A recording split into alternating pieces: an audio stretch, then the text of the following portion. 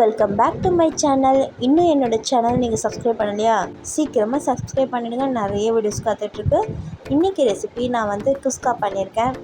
ஒரு கடாயில் நான் எண்ணெய் சேர்த்துக்கிறேன். இது நம்ம குக்கரில் கூட பண்ணலாம். ஆனால் நான் இப்போ தம் போட்டு பண்ண போகிறேன். அதனால் நான் இந்த மாதிரி அகலமான பாத்திரத்தை எடுத்திருக்கேன். இந்த கடாயில் பார்த்திங்கன்னா ஃபஸ்ட்டு நான் ஒரு 3 டேபிள் ஸ்பூன் அளவுக்கு எண்ணெய் சேர்த்துட்டு அதில் பிரிஞ்சி இலை, பட்டை, கிராம்பு, ஏலக்காய், ஜாவித்ரி, கொஞ்சமாக சோம்பு, நட்சத்திரப்பூ இதெல்லாம் சேர்த்துட்டு அதுக்கப்புறமா காரத்துக்கு ஏற்ப பச்சை மிளகாய் சேர்த்துருக்கேன். நான் 3 பச்சை மிளகாய் சேர்த்துருக்கேன். கூடவே நான் ஒரு 3 மீடியம் சைஸ் வெங்காயத்தை நல்லா நீளமாக கட் பண்ணி சேர்த்துருக்கேன். சேர்த்துட்டு இப்போ வெங்காயம் நல்லா பொன்னிறமாக வரணும். அது வரைக்கும் நல்லா வதக்கிக்கலாம்.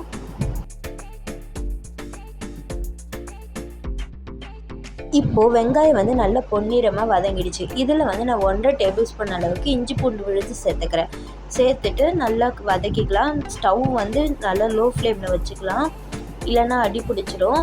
ஒரு சின்ன டிப்ஸு, இப்போ இந்த இஞ்சி பூண்டு விழுது கடாயில் ஒட்டாமல் இருக்கிறதுக்காக லைட்டாக சால்ட்டு போட்டுட்டு அதை வதக்கணுன்னா அந்த கடாயில் ஒட்டாது. இப்போ இதில் நான் ஒரு 2 மீடியம் சைஸ் தக்காளி நீளமாக நறுக்கி சேர்த்துருக்கேன். சேர்த்துட்டு ஒரு தடவை நல்லா மிக்ஸ் பண்ணி விட்டுக்கலாம். மிக்ஸ் பண்ணதுக்கப்புறமா ஒரு 1/4 டீஸ்பூன் அளவுக்கு மஞ்சள்தூள், 1.5 டேபிள் ஸ்பூன் அளவுக்கு காஷ்மீரி மிளகாய் தூள் எடுத்திருக்கேன். அதுக்கப்புறமா 1 டேபிள் ஸ்பூன் அளவுக்கு கரம் மசாலா சேர்த்துட்டு தேவையான அளவுக்கு உப்பு சேர்த்துட்டு நல்லா வதக்கிக்கலாம். தக்காளி நல்லா வதங்கணும். தக்காளி நல்லா வதங்கிடுச்சு. இப்போ இதில் நான் 2 டேபிள் ஸ்பூன் அளவுக்கு தயிர் சேர்த்துக்கிறேன். சேர்த்துட்டு நல்லா மிக்ஸ் பண்ணி விட்டுக்கிறேன். இப்போ இதில் நான் 1 கைப்பிடி அளவுக்கு கொத்தமல்லியும் 1 கைப்பிடி அளவுக்கு புதினாவும் சேர்த்துட்டு நல்லா மிக்ஸ் பண்ணி விட்டுக்கிறேன். இந்த புதினா கொத்தமல்லிலாம் நல்லா வதங்கிடுச்சு.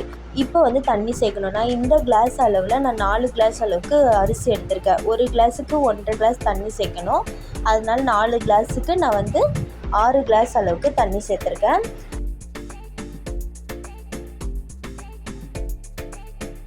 நாம் இந்த ஸ்டேஜில் நம்ம சால்ட்டெல்லாம் கரெக்டாக இருக்கா நம்ம செக் பண்ணிக்கலாம். பத்தலைன்னா சேர்த்துக்கலாம். இப்போ இதை ஒரு தட்டை போட்டு மூடி ஒரு 5 நிமிஷம் நல்லா ஐஸ் ஸ்பீடில் கொதிக்கட்டும்.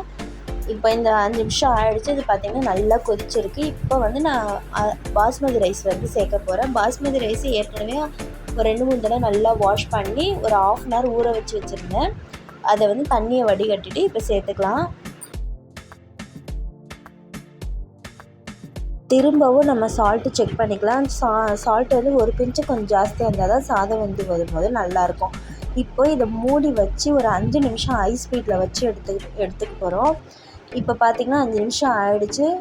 இது பார்த்திங்கன்னா கரெக்டான அளவில் இருக்குது. அரிசியும் அந்த தண்ணியும் கரெக்டான அளவில் இருக்குது. இதுதான் தம் போடுறதுக்கான கரெக்டான டைமு. இப்போ நான் இதில் ஒரு 1.5 டேபிள் ஸ்பூன் அளவுக்கு நெய் விட்டுருக்கேன்.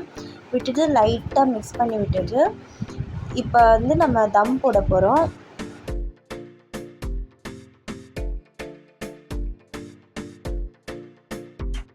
இப்போது நான் ஸ்டவ்வில் தோசைக்கல் வச்சுருக்கேன். அந்த தோசைகள் நல்லா ஹீட் ஆனதுக்கப்புறமா கடாயை அது மேலே வச்சுக்கலாம். இப்போது அது ஃபுல்லாக க்ளோஸ் ஆகிற மாதிரி இருக்கிற தட்டை போட்டு மூடிட்டு அது மேலே வெயிட் வச்சுக்கலாம்.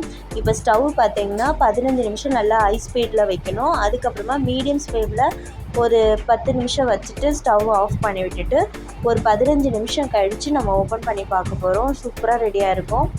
இப்போ பார்த்திங்கன்னா 15 நிமிஷம் ஆகிடுச்சு. இப்போ ஓப்பன் பண்ணி பார்க்கலாம் எப்படி வெந்திருக்குன்னு சொல்லிட்டு.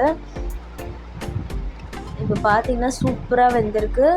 நல்லா உதிரியாக வந்திருக்கு. உங்களுக்கே தெரியும், நல்லா இருக்கும் பார்க்குறதுக்கு.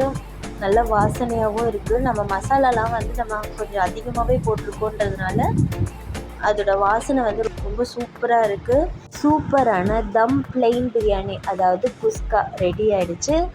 இந்த வீடியோ உங்களுக்கு பிடிச்சதுன்னா லைக் பண்ணுங்கள், ஷேர் பண்ணுங்கள், மறக்காமல் சப்ஸ்கிரைப் பண்ணிவிடுங்க. தேங்க்ஸ் ஃபார் வாட்சிங். பாய்.